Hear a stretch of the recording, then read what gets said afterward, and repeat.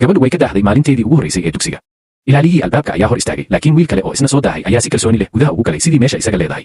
gabadhu ma aysan ogolaan in laga reebo, markaas ayay wiilka joojisay. waxay si geesinimo leh ugu ammaantay muuqaalkiisa kuna baryootantay inuu si qarsoodi ah ula geliyo gudaha.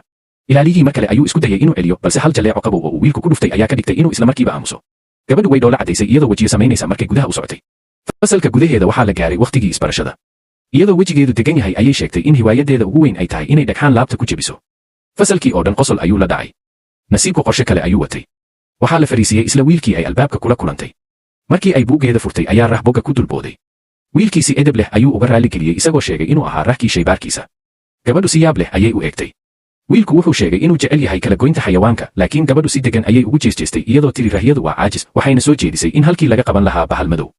hal hadal oo keliya ayaa xiisaha wiilka keliyey. markii qadadii la gaaray, gabadhu mar kale qof walba ayay ka yaabisay. waxay dalbatay hal eber baaquli oo noodal ah oo iyada keliya u ah. markii haweenaydii cuntada iibinaysay lacagtii weydiisay ayay istaagtay iyadoo wareersan. waxay sheegtay inay miyiga weligeed bilaash ku cuni jirtay. runta ayaa ahayd mid murugo leh. hooyadeed waxay dhimatay iyadoo yar. aabbaheed iyo xaaskiisa labaad ayaa kaga tegay miyiga. maalmo ka hor ayuu aabbaheed si kedis ah dib ugu soo celiyey magaalada, xitaa wuxuu ku wareejiyey dugsigan. laakiin jacayl dartii ma ahayn.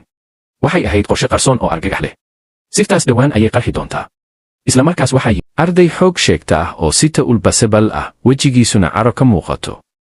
dhammaan ardaydii cabsi ayay qabow noqdeen. laakiin gabadhii iyadu si quursi leh ayay dib ugu eegtay.